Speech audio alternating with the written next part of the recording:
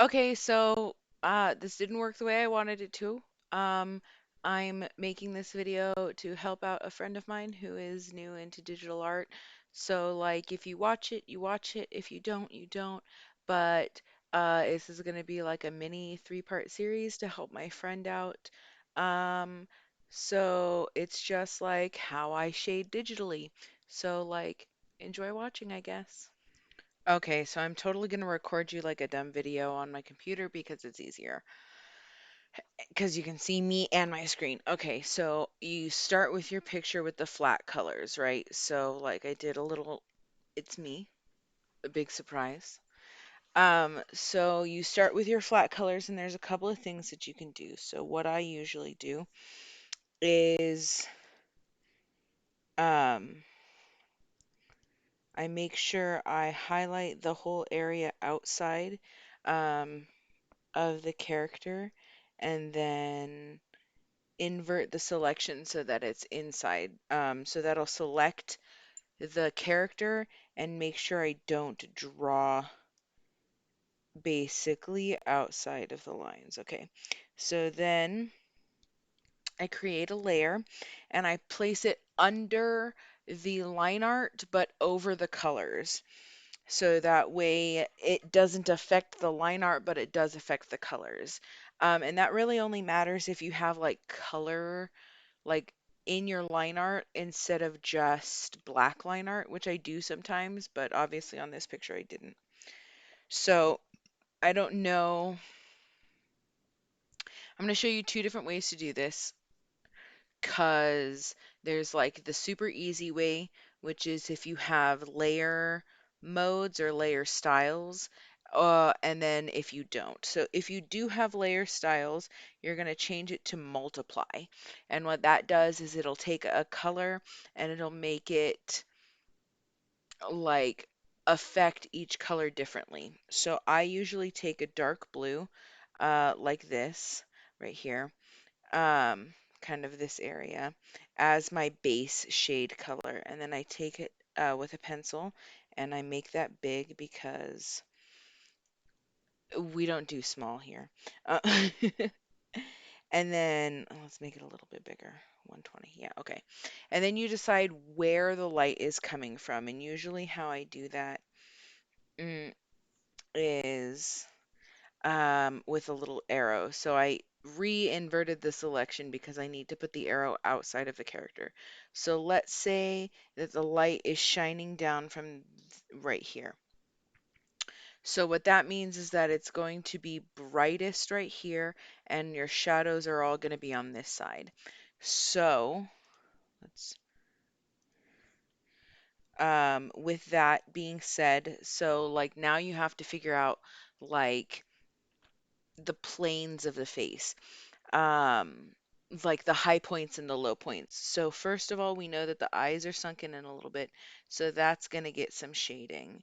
So you kind of follow that shape, um,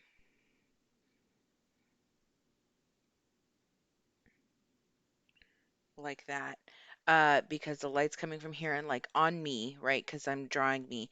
This part of my eye is really fat, and so it gets a lot of light, but like here is really sunken in, and I'm sure you can see because the light right here, it's really bright right here, but it's really dark right here. So that's what I did on the character. Then for the nose, you shade, it's all based on what direction the light is coming. So like there's where my highlight is, and that's the side of the nose that's mostly in shadow.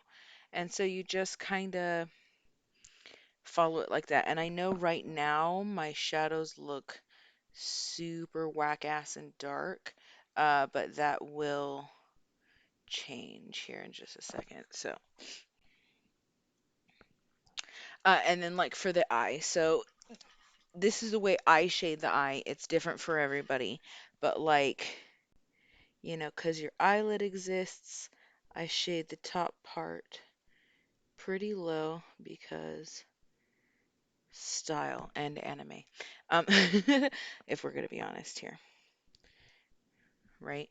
So, let's see, this part of the hair is like flipped up, So that's in shadow. Let's see, this side is covered, so that's in shadow. Making a face, so you just want to make sure everything like looks like it has shape, you know what I mean? Um, so like here's a thing that I almost always do, um, 'cause dramatic lighting, it's got an actual term in photography. Don't know what it's called anymore, but I know that they tried to do it with my senior photos, and that's kind of like why I do it because of that. So it's this way of photographing and like making the shadow do what you want it to do, right? And it forms a triangle on your cheek, the triangle or the cheek that's in shadow.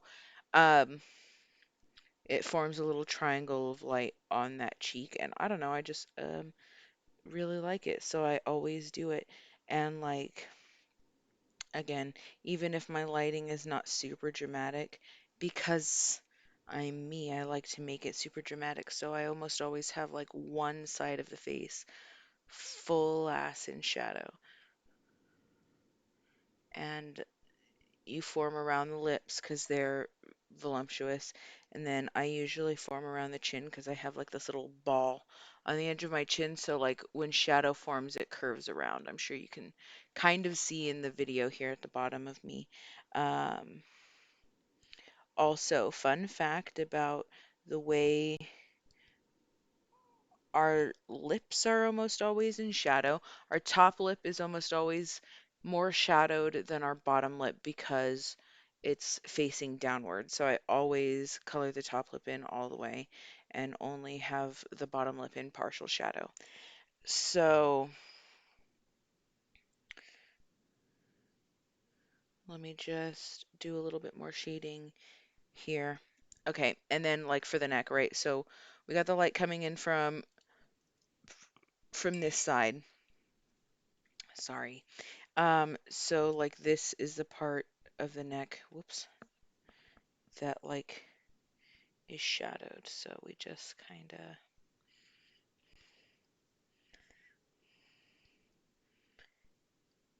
yeah. And like it's kind of hard to get this right without practice, obviously. So while I suggest just kind of making it up as you go, like I am. I also would definitely suggest going and doing some life drawing. And you don't have to go in public to do that. There's this great website, it's called Line of Action. I use it all the time to do figure drawing. So it helps me with my anatomy, and they're almost always really dramatically lit. So you can also see how the shadows lay on people. So you can like learn how to do that. So let's see, this ear, I feel like, especially because it's behind the hair, would be completely shadowed. So let's just color that in all the way. And for this ear, the other ear, even though it is almost completely facing the light, just to give it a little more dimension, I always kind of shade inside of it like that. And then because it's my big old ear, um, gauges, I shade the bottom like that. So that's basically how you would shade the face. And like, see, the blue is really dark on here because I have the multiply layer set to 100. So what I do is I lower the opacity a little bit and boop a doop, it looks like a nice shadow on the face. Shading hair is a little bit different and I use a different brush and kind of it takes different, but this is my basic way to shade skin. And again, I don't know if the program you're using has layer styles like that, but it should. And if it doesn't, I'll send you a second video to show you how to do it without that. It does take a little bit more steps though. So Um, Let me know. Love you. Mwah.